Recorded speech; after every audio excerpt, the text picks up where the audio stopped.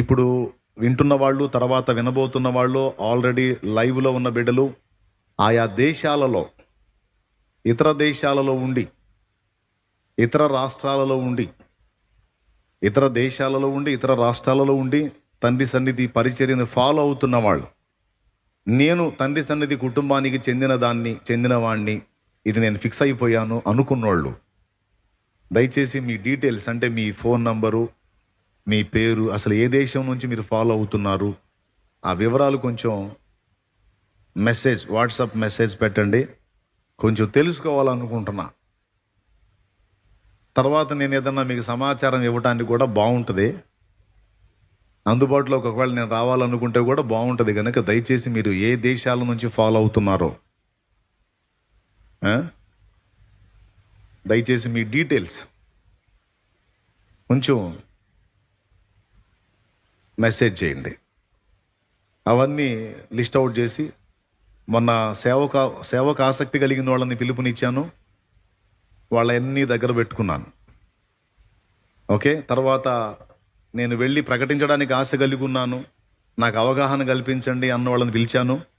ఒక రోజంతా వాళ్ళతో గడిపాను, వాళ్ళకి ప్రోత్సాహం అందించాను, కొన్ని సలహాలు చెప్పాను.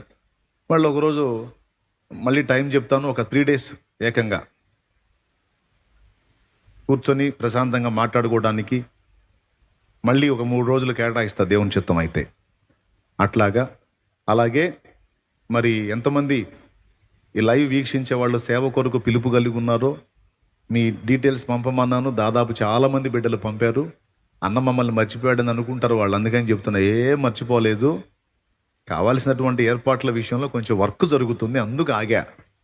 ఎవరిని వదిలిపెట్టే ప్రసక్తే లేదు. ఎంతమంది మీ డీటెయిల్స్ పంపించారో మొత్తం నంబర్లు నా దగ్గర ఉన్నాయి. మొత్తం ఒక పక్క పెట్టుకొని ఉన్నా, ఒకటొకటి ఏవైనా చేస్తున్నా. టైం దొరకట్లా, దాన్ని కూడా బ్యాలెన్స్ చేసుకుంటున్నా. దానికి కావాల్సిన ఏర్పాట్లు కొన్ని ఉన్నాయి, చేస్తున్నా.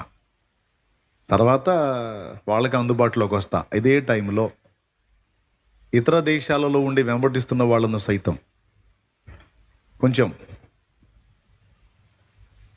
దర్శించడానికి ఏదైనా ఛాన్స్ ఉంటే, మనకే కాబట్టి మీ ఫోటో ఏదన్నా పంపించినా పర్వాలా, ఆ మెసేజ్తో పాటు మీ ఫోటో కొంచెం మిమ్మల్ని దృష్టిలో పెట్టుకోవడానికి, ఏదన్నా మీకు సమాచారం ఇవ్వాలనుకున్నప్పుడు తప్పకుండా మీకు ఆ సమాచారం పంపడానికి మీ వివరాలు నాకు అవసరం. కాబట్టి ఇష్టం ఉంటే ఇవ్వండి, లేకపోతే సర్దుకోండి. నేను తండ్రి సన్నిధి ఫ్యామిలీకి చెందిన వ్యక్తిని, నాకు ప్రాబ్లం లేదనుకుంటే ఇవ్వండి. తర్వాత దేవుని చిత్తం అయితే మనం కలుసుకునే ఛాన్స్ కూడా ఉండొచ్చు. అందుకని నేను అడిగా. కాబట్టి